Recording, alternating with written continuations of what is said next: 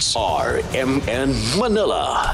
Alright mga kasama, 6:39 in the morning. Sa puntong ito, ating pong kausapin ang dating Senate President at veterano sa Senado. Walang iba kundi si former Senate President Franklin Drilon. Maayong aga, former Senate President. Okay, naputol.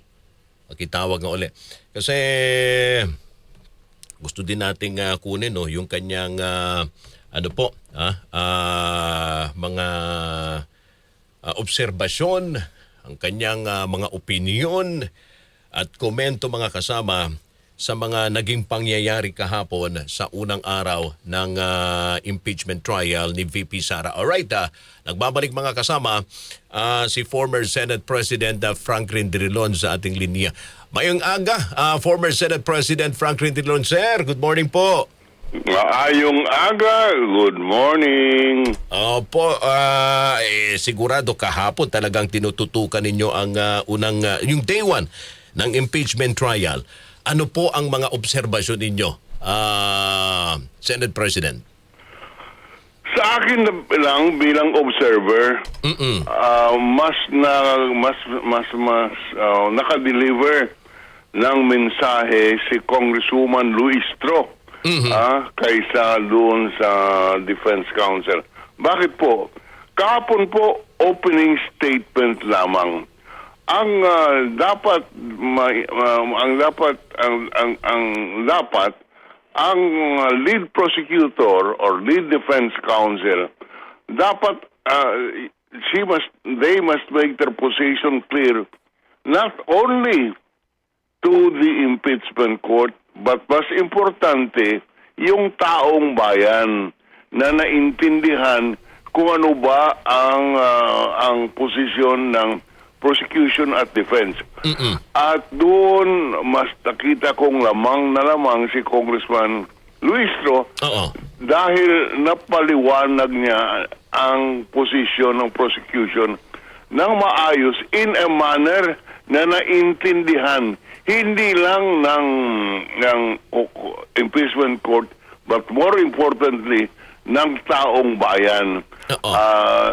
She was a more effective communicator than the defense counsel. Ang ibig sabihin, mas magaling siya magpaliwanag sa taong bayan. Kasi yung defense prosecutor, masyadong technical eh. Hindi mo na masyadong technical. Mga abogado lamang ang nakakaintindi at mag-appreciate. And even us, we found it already boring. Yan po ang aking komentaryo kahapon. Opo. Well, yun ang pinaka-importante talaga. Senator, di ba? Kailangan maintindihan ng taong bayan itong impeachment trial. Kasi kahapon talagang ang daming tumututok rito sa day one pa lang. Ang kanilang ang kanilang inaasahan, bakbakang kaagad kahapon ng presentasyon ng testi. Pero hindi pala ang ang day one. Kung hindi, more on procedural rulings ang nangyari. Ganon ho ba talaga ang rito? Ang sistema? Yan talaga ang sistema. Unang-una, yung mga procedural matters na pwede nang i-express. At yung opening statement, importante yun.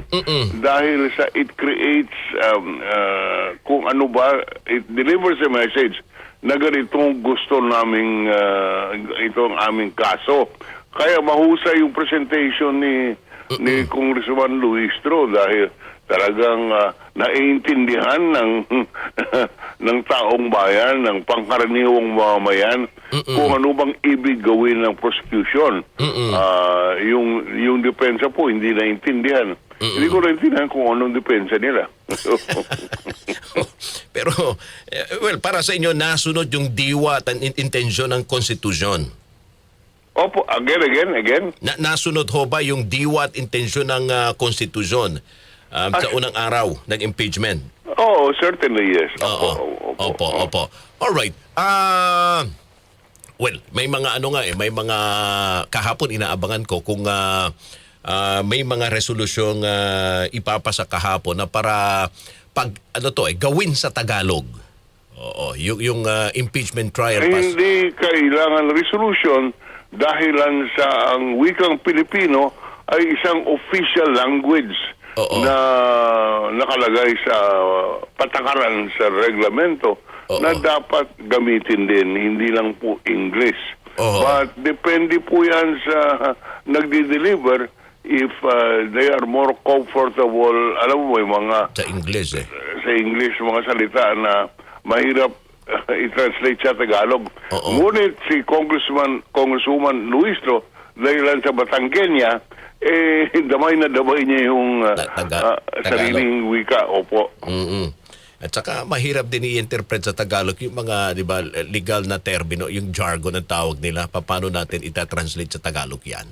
Kaya dapat huwag kang gumamit ng mga technical at legal jargon in an opening statement. Oo. Kasi yun ang you are you're communicating. Oo. Paano ang best way of communicating? Not in the manner that the defense counsel yesterday did, but in the manner that Congresswoman Luistro did. Oo, okay. Gusto ko din, kunin yung opinion ninyo, yung pag-uumpisa kahapon ng impeachment sa pagtatalaga bilang presiding officer si Senator Chis Escudero. May pinagtalunan ho yan, tinutulan ng minority na kung saan sinasabi ng ilan, nako sayang yung oras.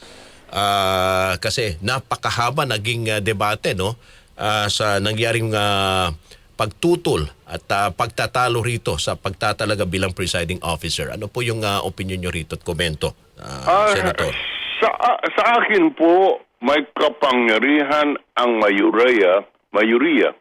Sang-ayon sa rules ng Senate at ng Impeachment Court, may kapangyarihan ang majority to elect a presiding officer who is not the Senate President. Ibig sabihin, the Senate President ang presiding officer unless somebody else is chosen by the Impeachment Court. Ibig sabihin na sa... Naku na po tolo. Oo. Pakitawag nga ulit. No? Maganda yung mga binabanggit ni former Senate President Franklin Drilon, mga kasama. Ang sinasabi nga niya, napakahalaga mga kasama yung opening statements ng ng prosecution panel at ng defense team. Dahil dito ay pinapaliwanag mga kasama yung intensyon ng impeachment. Ano po yung kanilang dahilan kung bakit nandyan po sila sa impeachment court. Balikan natin si former Senate President Franklin Drilon. Senator, pasensya po naputol. Go ahead po ulit. Siguro panahon na upang palitan yung equipment niyo dyan. Oo nga, siguro. sige po. Sige. Ano pang... yung binabanggit nyo nga kanina, opinion ninyo sa pagtatalaga bilang presiding officer si Senator Chis at hindi si Senate President Sherwin. Ang umupo. Kapangyarihan po ng majority na mag-designate ng presiding officer.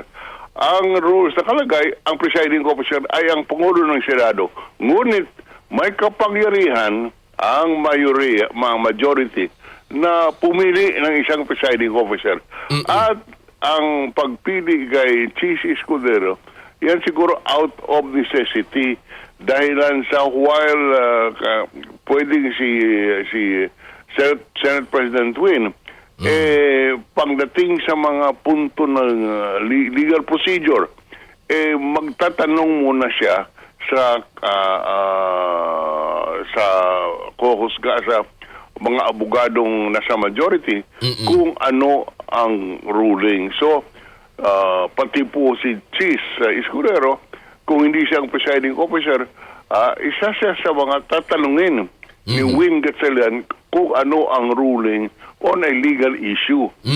So, mas, Mas okay mainam siya na lang ang uupo. siya na lang uupo. Opo. At nandun naman si Win Gatchalian sa tabi niya.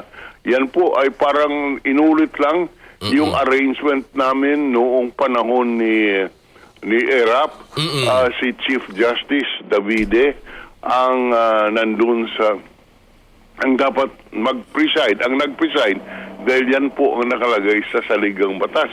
Pero naupo sa tabi niya yung dating Senate President, ang Iwaong Nene Pimentel, although yung lahat na rulings, si Chief Justice. Oho. So, ganun ang nangyari. Opo. Wala naman itong nakikita po ninyong epekto sa integridad na sa kung ano ang magiging resulta ng impeachment. Wala pong epekto yan. Wala pong epekto yan. At siguro yung objection pa-effect. Oho. Pa-effect ng oposisyon. Walang effect yun eh. Opo. Pa-effect lang. Oo. Kahapon, bago pa man nag-umpisa ang day 1 ng impeachment, abay may isa pang pumutok na balita, yung pag-aresto kay Senator Marcoleta, na which Opo. mas lalo pong naging usapin ang botohan, ang mangyaring botohan sa impeachment trial. Opo. Makukuha ba daw yung 2/3 na votes? Opo, 2/3 na threshold. Kulang na. Opo. Okay. Naputol uli.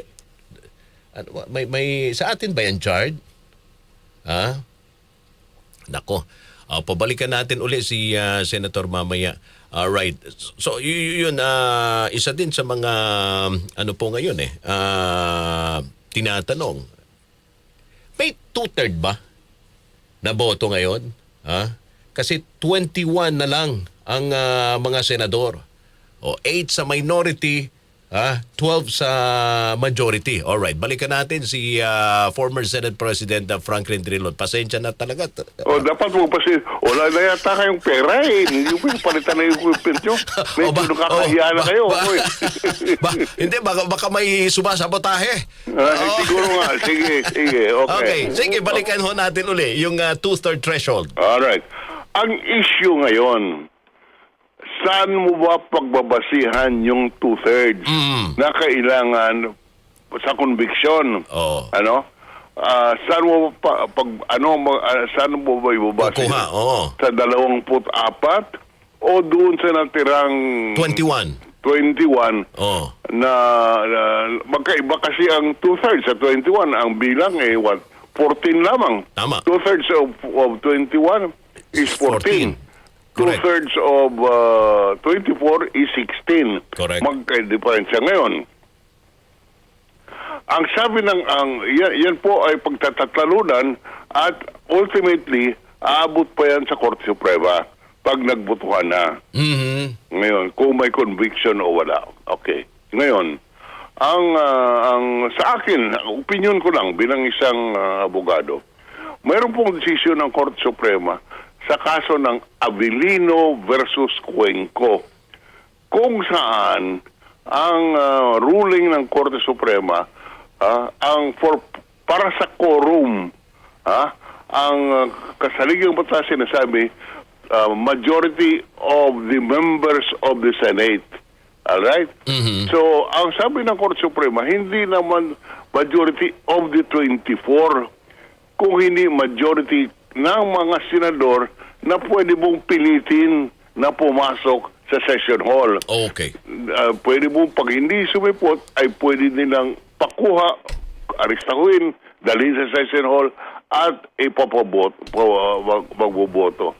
Pag ikaw ay nakakulong, ikaw ay nagtatago, hindi ka, or ikaw ay sa labas ng bansa, logically, hindi ka naman po pwedeng aristuhin ng Senate President para dalhin sa session hall. Okay. Dahilan doon, ang sabi ng Korte Suprema, so sabi Avellino versus Cuenco, ang majority ay hindi dapat majority of the 24, kung hindi majority of the senators available in the Philippines. So yun po, kaya dahil dyan, may mga nagsasabi na dapat yung 2/3 ay sa 21 lamang sa 21, hindi sa 24. Ayun, malinaw. Opo, kasi yan ang ano ngayon tinututukan at ano po no, gustong malaman ng taong bayan paano ngayon ang magiging botohan diyan. Alright, oo, panghuli na lang, Senator.